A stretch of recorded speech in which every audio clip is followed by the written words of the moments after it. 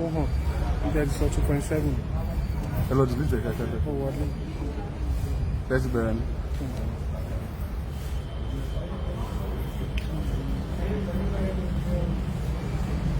Let me see that thing.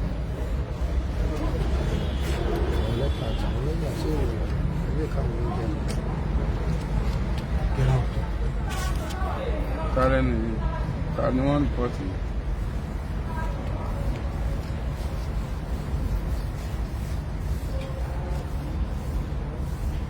Fẹ́ fi lẹ́tà hàn mí torí pé wọ́n rìpọ́ọ̀tì yín àrè. Mi ò orúkọ ń bẹ̀ wọ́n. Call him and talk to him.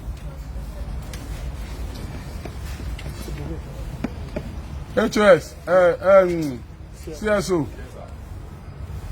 Káà ní ìṣẹ́jú méjì tí ń bá rí bẹ́ẹ̀ yẹn, ò ní rìpọ́ọ̀tì bí lọ́la.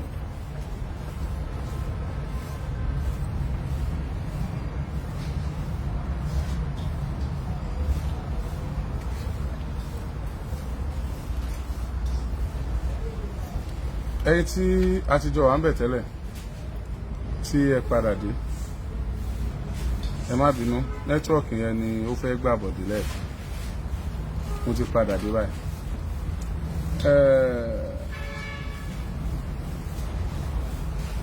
Ẹ̀dà Mọ́gàjí báwo pé ọmọ tó lọ fáàmì ẹ pé mo ní kó sọ fẹ́ni tó máa bá ń bẹ̀ pé kán dúró dè mí tó mọ̀ bọ̀.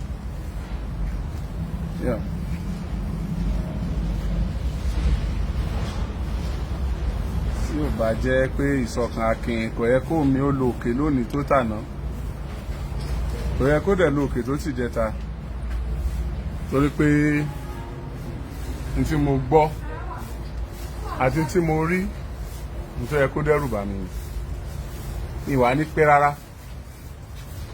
Show yìí is going to be the shortest one láti ìgbà tá a ti bẹ̀rẹ̀ lórí ọ̀rọ̀ Timothy. Ẹ bá mi share ẹ̀.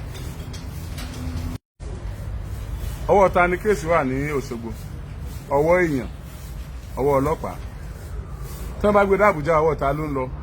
Ọwọ́ èèyàn, ọwọ́ ọlọ́pàá. Kí là ń bẹ̀rù l'Óṣogbo?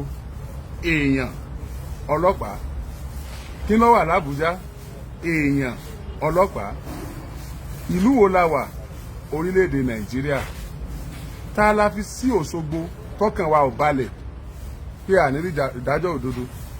Ta la wá fi s'Àbújá tọ́kàn wa balẹ̀ pé a rí ìdájọ́ òdodo l'Àbújá. Ṣé àwa rò wípé ẹni tá a fura sí Òṣogbo nìkan ló ti lágbára ni? Ifẹ̀ nìkan ló ti lágbára ni? Tí àwa ò rò wípé ẹni tá a fura sí lè lágbára kódà kó tún dé Àbújá kódà kó tún kọjá Àbújá. Ṣé ẹ̀yin ò mọ̀ bí kìíní yẹn ṣe máa ń operate ni àwọn courtesan ní university, let me say higher institution of learning. Tán bá jáde tán bá pàdé ara wọn níta wọ́n ní language tán máa ń sọ síra wọn tí wọ́n á bend the protocol, wọ́n lè move mountain nítorí ara wọn. Ṣé ẹ̀yin ò mọ̀ wípé ẹni agbójú okùn ní lọ́pọ̀lọpọ̀ gbà ó lè má jẹ́ ẹni agbani? Ta ló wá sọ fún yín kó sú mi? Ta lẹni tó ń pè mí láláṣẹ jù? Àbí ṣé mo rẹ́ni tó pè mí láláṣẹ ètò lórí sísọ tí mo rí, tí mo gbọ́, tí mo mọ̀ lórí ọ̀rọ̀ Timothy Olúwadámiláre tí wọ́n dẹ̀mí ẹ̀ légbodò dànùdànù tí wọ́n ní báwọn òbí ẹ̀ bá ti lè mọ̀ ṣe kí wọ́n mọ̀ ṣe. Mi ò ní mú yín lọ sí emotional lane lénìí. I'm going to be factual. Màá dẹ̀ fún yín ní point mi kí n tó máa lọ. Ẹ ṣé o, ẹ̀yin tẹ́ wò mí lánàá lérò wà, ẹ̀yin tẹ́ share ẹ̀, ẹ̀yin tẹ́ wò pé Oríyọmí ni àbóríyọmí kọ́, èmi ni mo wá lóòótọ́.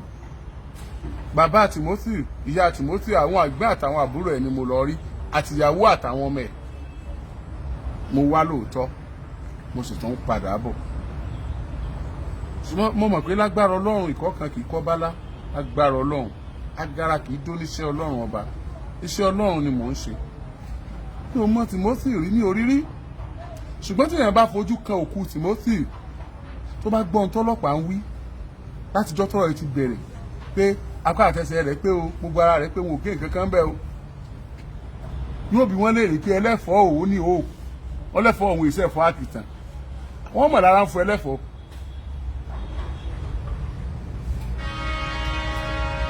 téèyàn bá gbọ́n tí wọ́n ń sọ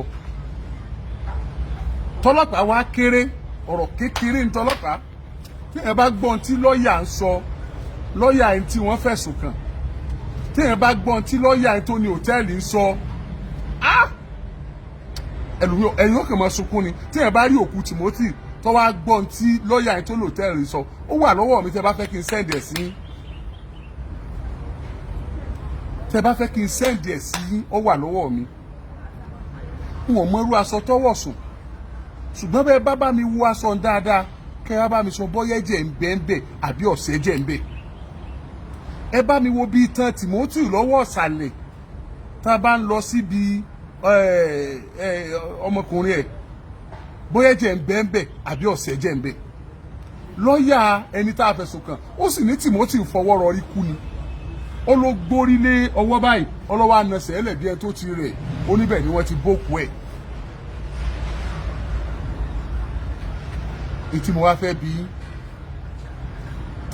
ta ló kọ́kọ́ mọ̀ pé Timothy ti kú báwo wọ́n ti mọ̀ pé Timothy ti kú ó bùkún ọjọ́ méjì oorun ọjọ́ kan tó kọ́kọ́ sùn náà ni wọ́n lọ bẹ̀ lóru ni wọ́n jálẹ̀kùn ẹ̀ wọlé ni wọ́n pa ni wọ́n lọ tọ́jú òkú ẹ̀ ta ló kọ́kọ́ mọ̀ pé Timothy ti kú sẹ́ẹ̀ ta lẹni àkọ́kọ́ tó kọ́kọ́ mọ̀ pé Timothy ti kú bó o ló ti mọ̀ ṣé ó ti yẹ kí Timothy ó jáde nínú ilé tí ó jáde ni sówó tọ́sán ti jó tán ni bó o ni wọ́n ti mọ̀ pé Timothy ti kú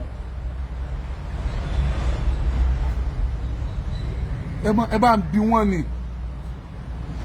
gbogbo àwọn ìbéèrè ọlọ́pàá gbọ́n gan tọ́lọ́pàá bá fẹ́ ṣiṣẹ́ wọ́n ní làákàyè they are very intelligent I respect them a ní lọ́ọ̀yà nínú wọn tí wọ́n kàwé gboyè a ní technocrats tí wọ́n jẹ́ pé they were trained in their job kó tó di pé wọ́n gbaṣẹ́ ọlọ́pàá ọ̀pọ̀lọpọ̀ ń ṣe ọlọ́pàá lónìí torí kò ṣiṣẹ́ Nàìjíríà ọ̀pọ̀lọpọ̀ ń ṣe torí pé ó wù wọ́n ọ̀pọ̀lọpọ̀ ń ṣiṣẹ́ ọlọ́pàá torí pé wọ́n ní investigative blood flowing in their veins náà sì gbaṣẹ́ ọlọ́pàá gbogbo etí mọ̀ sọ iná mọ̀ gbogbo ẹ̀ ló yé wọn ìmí tún gọ̀ jù wọ́n lọ wọ́n gbọ̀ngàn provided they are ready to do it provided nothing attached provided the accused person, the suspected murderer is not highly connected.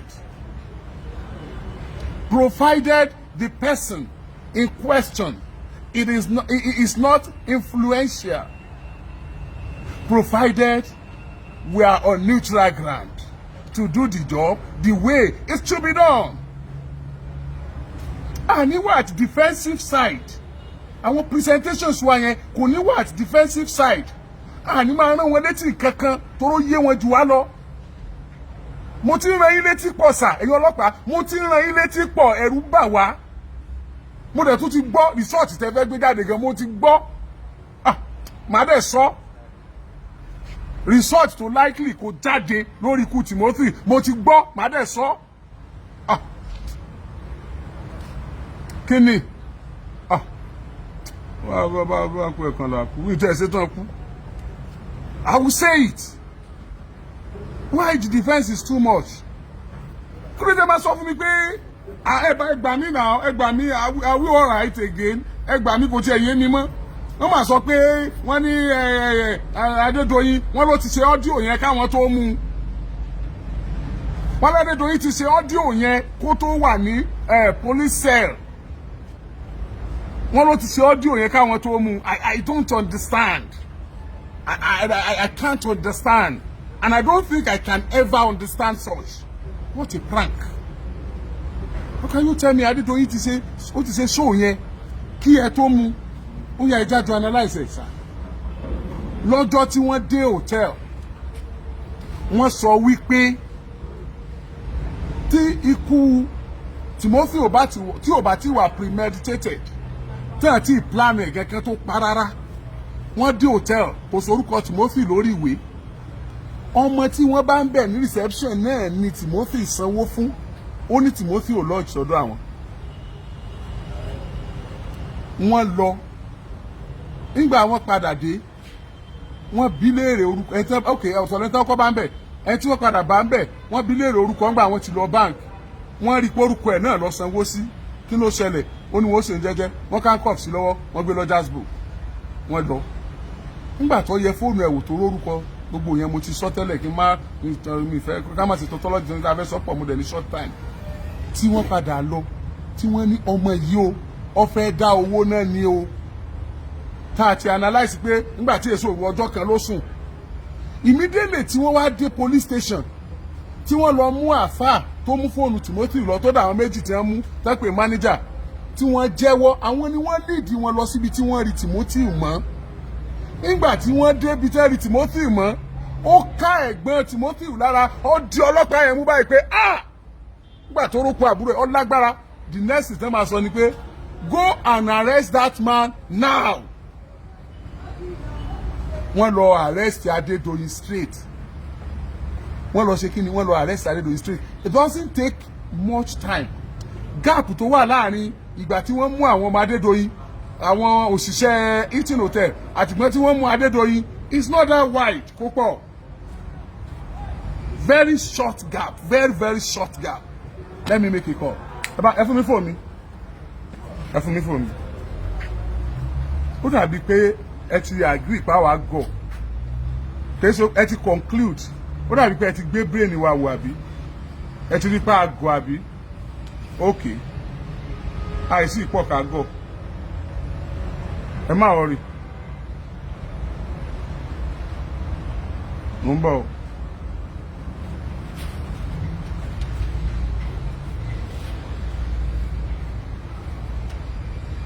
mo ń bọ̀ ẹ máa share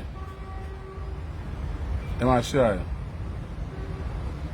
hello ẹ ra sà ibo lẹ́wà ṣé ẹ lè bá mi sọ̀rọ̀ báyìí ẹ jọ̀ọ́ ọjọ́ kelòó tí ẹ mú receptionist yẹn ni wọ́n mú Adédoyin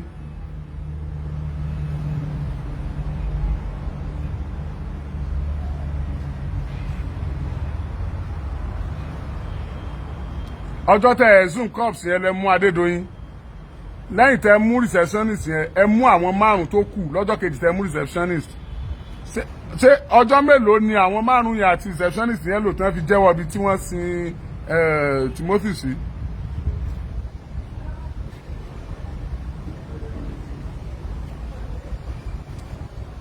ọjọ́ kelòó síra wọn.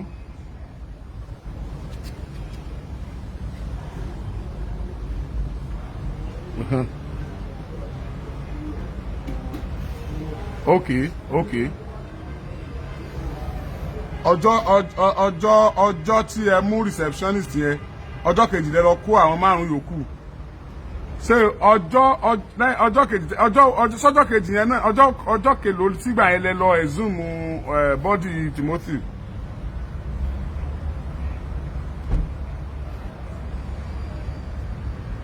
bá ti jẹ́wọ́ tẹ exhume ẹ̀yẹn náà ni commissioner sọ pé kí ni. Àwọn náà sọ fún GC pé wọ́n lọ arrest Adédoyin. Ó ní ká lọ arrest Adédoyin straight bẹ́ẹ̀ ti exhume òkú yẹn. Bẹ́ẹ̀ bá tó láti exhume yẹn tó tẹ̀ náà ní GC ti fọ́kúrú pé àjáde òpè tí wọ́n mọ ilé tó di sọ́fíkọ́sì náà lórí ìdí náà fi arrest. Bí tí wọ́n ti exhume ẹ̀ náà sọ pé ṣé wọ́n mọ ilé ẹ̀ wọ́n ní ká lọ arrest ẹ̀ straight. Now mo ń wo ni a fẹ́ wo ìgbà tí wọ́n ló ṣe fídíò tó ṣe nínú ilé rẹ̀ kó tó dé sẹ́ẹ̀lì ìyẹn là ń try láti analyse tí mo fi pè yín ọjọ́ tẹ zoom ẹ̀yẹn náà lọ mú thank you. ṣé ti gbọ́ bẹ́ẹ̀ ọjọ́ tí wọ́n exhume ẹ bá mi pé ọkùnrin kó wá bá mi wá fídíò ọ́díò Adédoyin jáde ká gbọ́ ṣé o lè tètè wá ń bẹ̀ yẹn ẹ bá mi wá ọ́díò Adédoyin tó ṣe fún ó tó mú ẹ bá mi wá jáde ọ́díò rẹ̀ tó ṣe kán tó mú ẹ bá mi wá jáde. ìkà kí ó rojọ́ ìkà kí ó dà.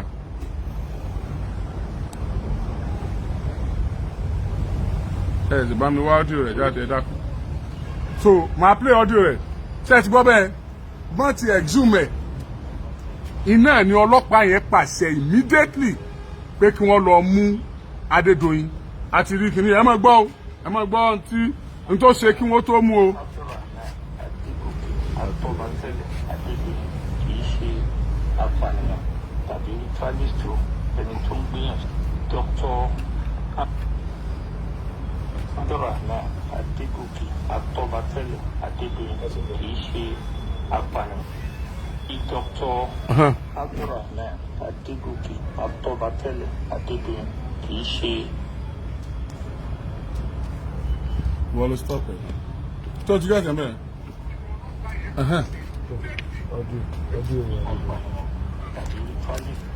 Dr.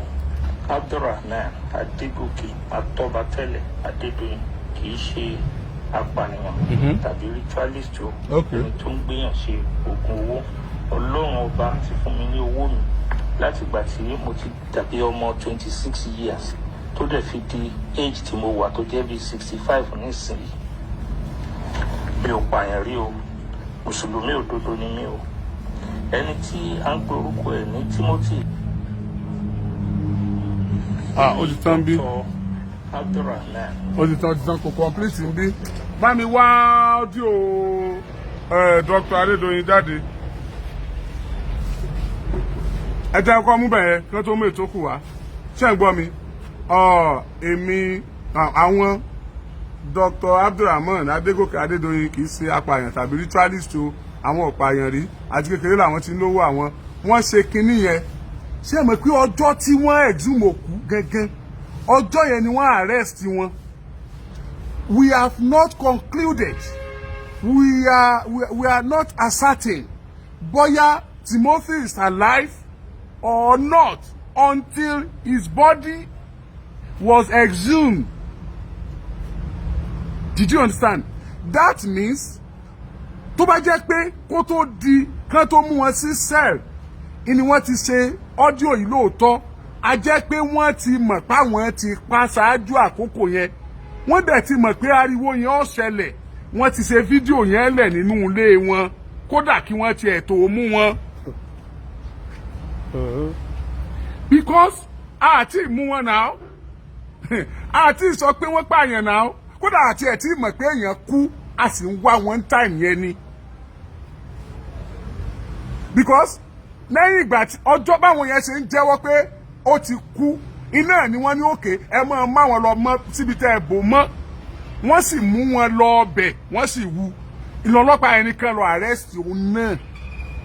So tó bá jẹ́ pé àwọn ti wá come out wípé ọkùnrin yẹn ti kú wọ́n ti pa kán tó mú wọn, mínì ìtàwágun ò tí ì mọ̀ àwọn ti mọ̀ ọ́, tàbí kó jẹ́ pé bí òjá wọn náà wọ́n pa wọ́n ti mọ̀ pé ó ti kú, tó yẹ pé wọ́n ní privilege information yẹn iná fi táre ṣe kíní yẹn jáde káwa tó mọ̀ kódà kọ́lọ́pàá gan tó mọ̀. So he needs to tell us where does he got such information. Báwo náà ṣe rí information yẹn, he needs to tell us. We need to ask him. He still needs to help the police. He still needs to help the family of Timothy. Àwọn kan náà pa fine àbí wọ́n sì náà ti ràn wá lọ́wọ́. Dr. Abdulrahman Adégòkè Adédoyin ẹ ràn wá lọ́wọ́, ẹ̀yin kọ́ lẹ pa bọ́ ẹ ti mọ̀ pé ó tiẹ̀ ti kú gan káwọn ẹbí rẹ̀ tó mọ̀ pé ó ti kú, tọ́lọ́dọ́ tẹ́bí rẹ̀ mọ̀ pé ó kú ni wọ́n arrest yín. Ẹ̀yin dẹ̀ ti ṣe fídíò yìí kó tó di pé wọ́n arrest yín àbí ṣebí kèé sáà ṣe poli wọn ò tí ì mú yín tàbí ṣe fídíò yìí torí tí wọ́n tún sọ nìyẹn. Oh God, ṣé ẹ rí ni ẹ tètè wá jáde, mo nídẹ̀ ó tún ku ọ̀rọ̀ kan bẹ̀, àwọn ọ̀rọ̀ pọ̀ bẹ̀ tí mo fẹ́ lò àbí kíkẹ́ ló dé ẹ̀yẹn lẹ́ni kí n tún bọ́ bò mí, mo ní sharp sharp ń fẹ́ ṣe tèmi, ẹ jẹ́ kú ọbẹ̀ ẹ jẹ́ ń bọ́ bò mí, sáwọn yẹn ti ń dé.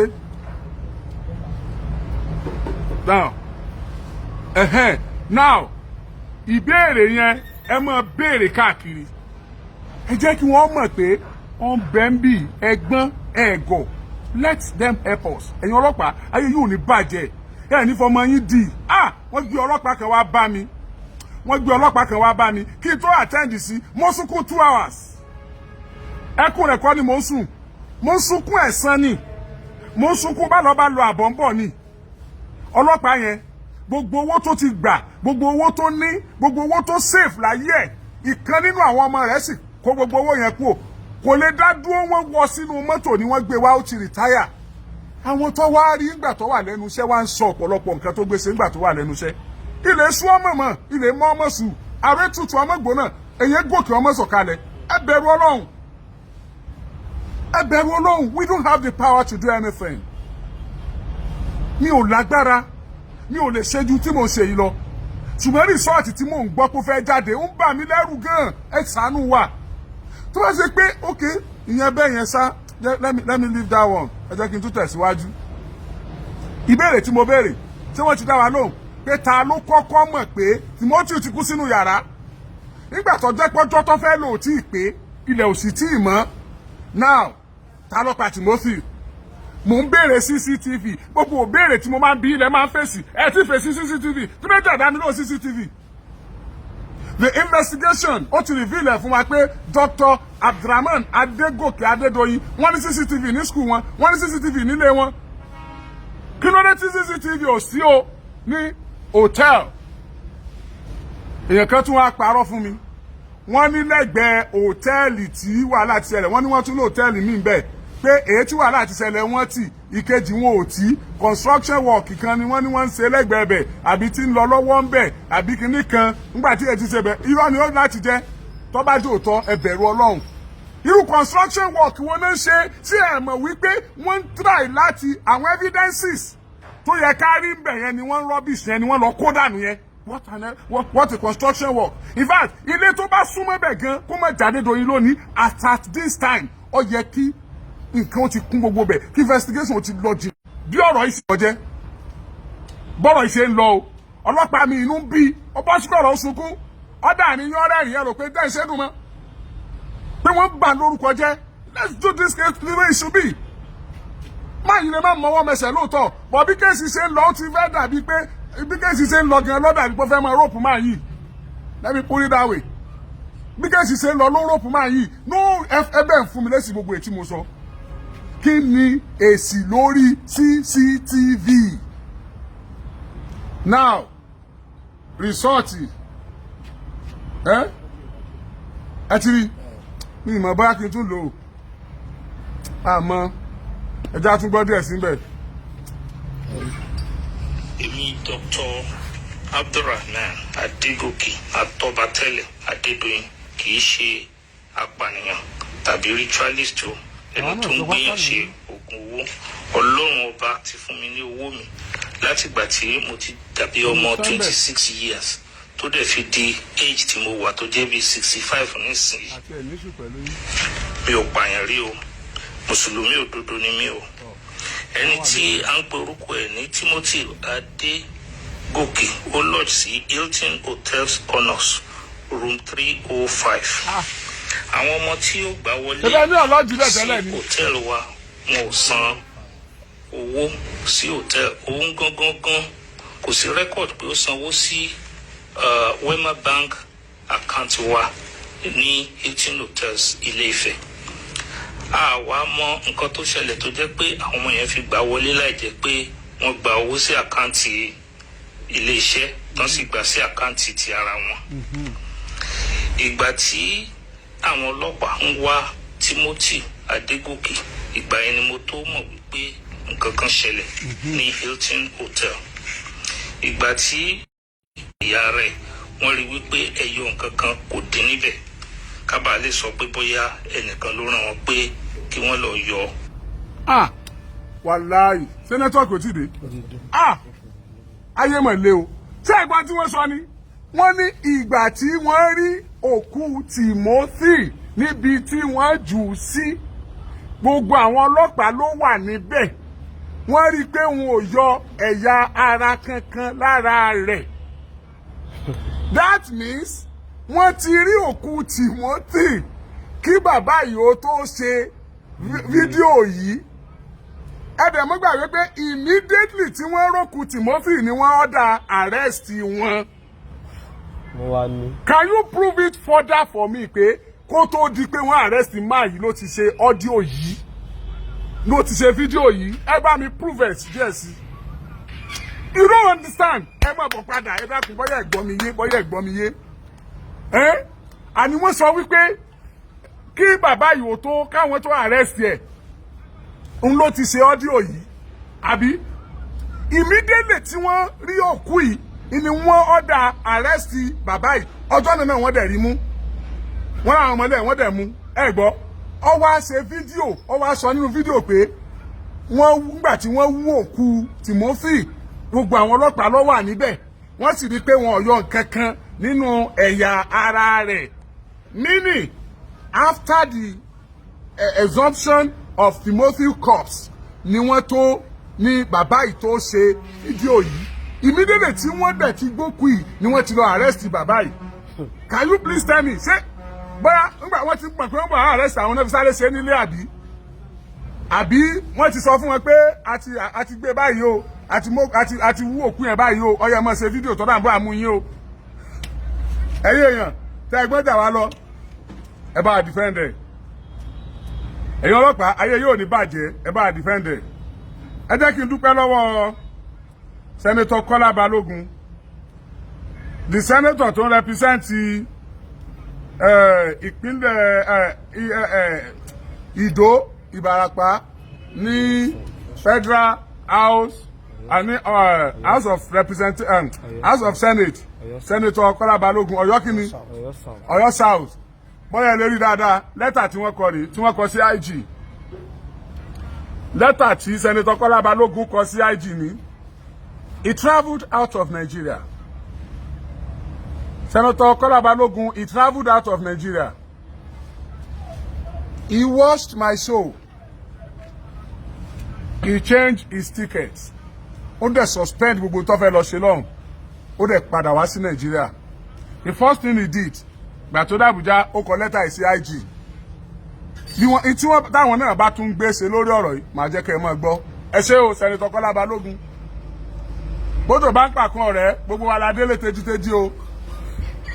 Abẹ̀yìn torí Ọlọ́run ẹ má relax ẹ má relent ẹsẹ̀ dé ni ó yẹ ẹtọwọ́ bọ̀ ẹ tẹsẹ̀ bọ̀ ẹ ti gbogbo ara bọ̀ Ọọ̀ni of Ifẹ̀ Ọ̀jájá kábíyèsí o wọ́n ní ẹ ti yọ máyẹ̀ lóyè ẹ fi wọ́n jẹ sáré pẹ́gbẹ́ wọ́n lẹ ti yọ Dr. Abdulrahman Adédoyin wọ́n lẹ ti suspend wọn ẹ ti yọ wọ́n lóyè ẹ ti yọ wọ́n lóyè wọn ò sí nínú olóyè Ilé Ifẹ̀ mọ́ torí pé ọmọ Yorùbá ni wọ́n fẹ̀sùn kàn wọ́n lórí ẹ̀ pé bóyá wọ́n dẹ̀mí ẹ̀ légbodò ẹ̀rìn kan fẹ̀sùn kàn náà là ń sọ o ẹ ṣé o adúpẹ́ o tọ́lá àwọn èèyàn pé kí lọ́ọ̀ ní sọ àti rí pé ẹ ti take action eléyìí sọ̀rọ̀ ìlú sílùú o eléyìí sọ̀rọ̀ ìlú sílùú o ọ̀rọ̀ ẹ mọ́ pa wá tán ni o ọ̀rọ̀ ẹ mọ́ pa wá tán. Now, finally, before I take my leave today, wọ́n ní result tí ó jáde ní o tí mo fẹ́ question o wọ́n ti parí gbogbo ètò àwọn ọmọ tí wọ́n fẹ́ forí fàgbọ́n fúnra wọn àwọn náà ti wà ń bẹ̀ wọ́n ti gbà statement might be doctored. I'm not saying it's doctored. Statement might be doctored. The statement might be doctored, may be doctored. Tán bá doctor statement tí wọ́n wá sọ ni pé Abdulrahim ọmọ Abdulrahim Adédoyin ọmọ Dr. Abdulrahman Adédoyin tí ó jẹ́ olórí hòtẹ́ẹ̀ yẹn tó jẹ́ MD hòtẹ́ẹ̀ yẹn òun gangan òun ló supervise bí wọ́n ṣe lọ sin òkú Timothy Adédoyin òun ló lẹ́jọ́ jẹ́ bàbá rẹ̀ ò lẹ́jọ́ jẹ́ ṣé wá rí Abdulrahim Adédoyin yìí wọ́n ní ìmídélé tí wọ́n ti sin òkú Timothy tán inú ti sá lọ àdẹ̀ tí declare rẹ̀ wanted di sin gẹ́gẹ́ bí wọ́n ṣe rojọ́ kan bọ̀ à ń dúró de kó kúrò Nàìjíríà kọ́lá àyè sá lọ tán ká ti mọ̀ pé ibi tó wà o ọkàn rẹ̀ ti balẹ̀ kò ṣeé mú bẹ́ẹ̀ o á wàá declare rẹ̀ wanted àti declare rẹ̀ wanted báyìí ṣùgbọ́n gbẹ́jọ́ yẹn ṣe ń lọ sórí Abdulrahim Adédoyin wọn ò lóun ni wọ́n wá ìbéèrè mi wá ní ṣé Abdulrahim Adédoyin tá à ń sọ yìí tó ó nìkan lè dá Timothy pa ni kólóńgbò tó podidi ewúrẹ́ jẹ gbogbo ilé ni ó jì báwo ni Abdulrahim ti gain access sí rúùmù Timothy wọ́n ní wọ́n jálẹ̀kùn wọlé ni láàrin òru ta lọ́nà Abdulrahim iṣẹ́ kí ni business Abdulrahim àti Timothy òkú tí ẹ wò bó ṣe rí tẹ́ rí bó ṣe rí yẹn tẹ́ mi tí fi hàn yín ẹ̀ tí rí bóyá lè bá mi sọ̀rọ̀ lórí WhatsApp mi kí n send ẹ̀ sí yín kẹ́ ẹ rí bó ṣe rí ìní lọ́ọ̀yà Adédoyin sọ pé ó fọwọ́ rọrí kú ìwọ lọ́ọ̀yà yìí ìwọ nu Ọlọ́run Timothy torí bó ṣe rí lẹ́nìkan ló fọwọ́ rọrí kú ni wọ́n sọ pé ọ̀rẹ́ tẹ́lẹ̀ níyàwó rẹ̀ fi ń pè é ayayayaya ká tó sọ ọlọ́dún òótọ́ yóò pẹ́ o gbogbo ayé tiẹ̀ ti mọ̀ òdodo nítorí bá wù yẹn ṣe dáadáa sọ̀hún nítorí bá wù yẹn ṣe gbogbo ayé ti mọ̀ òdodo ẹ̀ bá gbèrò wá gbogbo ayé ti mọ̀ òdodo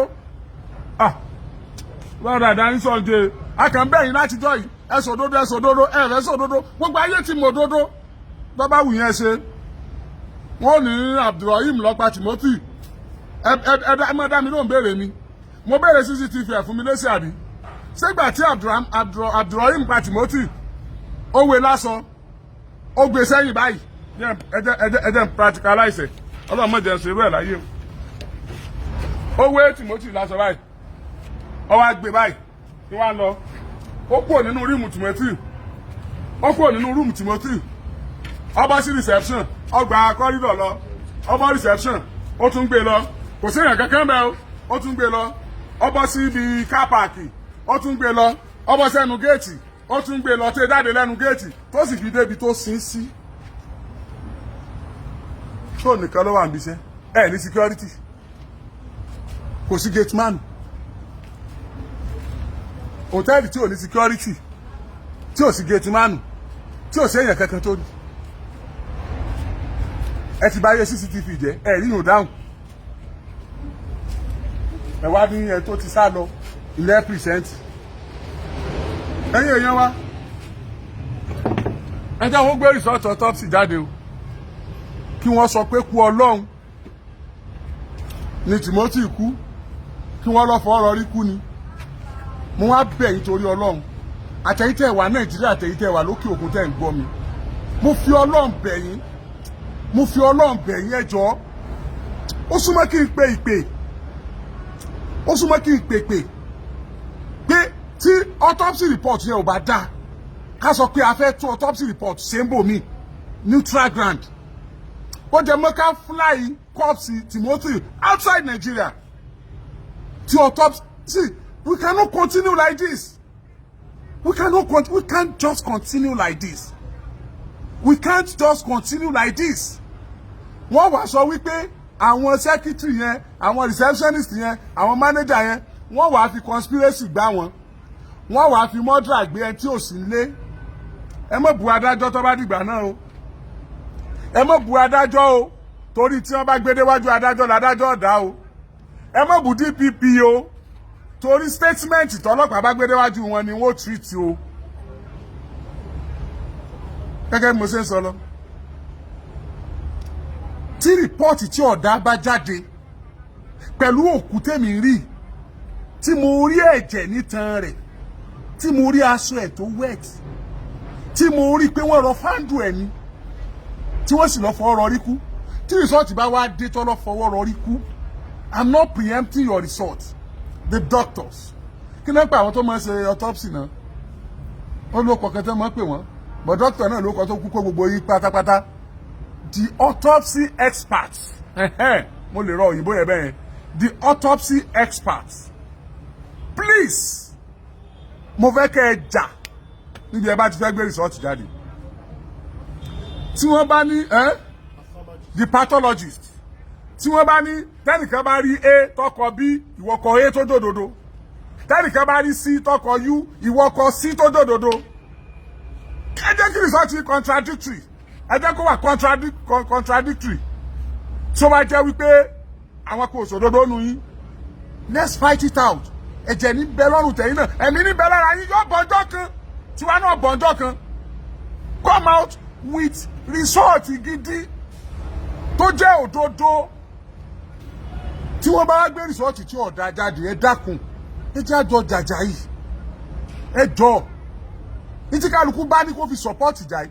bó jẹ́ pé òun share program yìí ni justice ló ń béèrè fún bó jẹ́ pé òun sọ fún yẹn kan ni justice ló ń béèrè fún bó jẹ́ pé o gbé program yìí o tún gbé sórí péjì tiẹ̀ náà I don't mind I don't care lift it don't give me credit I don't want I don't mind don't give me credit I don't need it whether you give me credit or not just make sure you share the message let it be spread throughout the world. Nigeria ò dá Hausa ò dá Fúlàní ò dá a lọ lọ́tọ̀ọ̀tọ̀ a ṣe lọ́tọ̀ọ̀tọ̀ ṣé tí mo sọ jò ní ṣé tá a bá lọ lọ́tọ̀ọ̀tọ̀ sáwọn eléyìí náà ò ní mọ̀ pa wá okay àti ẹ̀gbà pa lọ lọ́tọ̀ọ̀tọ̀ àfaramọ́ before then let's fish out these people let's show them way out of Yoruba land let's tell them Oduduwa is not in support of ritualists. Ẹni ó bá fẹ́ ṣẹbọ kó pajá ṣẹbọ ẹni ó bá fẹ́ ṣètùtù kó wá gùtẹ̀ bọ̀ lọ́jọ́ ẹni ó bá fẹ́ bọfá kó wá tí wọ́n fi bọfá ẹ má fọmọ èèyàn bọ̀gún mọ́ ẹ má fọmọ èèyàn ṣètùtù mọ́ ẹ jẹ́ kó ní kálukú ọgbáyé kí wọ́n so rere ẹ jẹ́ kó nígbà ó lògbà káyé dẹ̀mí légbodò káyé torí owó káyé para wa bí ẹni pẹran kí ló dé I'm begging you ẹ jọ̀ọ́ torí Ọlọ́run now wọ́n wàá fi conspiracy gbé receptionist tí ń gba 200,000 plus manager àtàwọn márùn-ún yòókù tí wọ́n mú wọ́n wàá fi conspiracy gbé wọn gbẹ̀wọ̀n ọdún 7 gbẹ̀wọ̀n ọdún 4 gbẹ̀wọ̀n ọdún kìíní kan nígbà tí promises ẹ̀ ti wà ńlẹ̀ wípé ẹ̀ sáà lọ ẹ̀wọ̀n tẹ́ bá dé tí ìbáṣá tó wọ́n bá sá ti bá a lọ kankan gbogbo ọ̀rọ̀ ọba dàrú yọba yanjú sọ̀rọ̀ wá síbẹ̀ ni táwọn ọba wa lágbára ṣe bọ́lọ̀ ńlọ alágbára tó ju gbogbo alágbára lọ alágbára tí gbàgbára lọ́wọ́ alágbára wá gbàgbára lọ́wọ́ alágbára tó fa agbára tiẹ̀ ní wá lára. ẹ jẹ́ máa dágbére lénìí ẹ jẹ́ á pàdé tó bá tún dọ̀la rìsọ́ọ̀tì tó likely kó jáde òun ni mò ń sọ fún wa yẹn let's prepare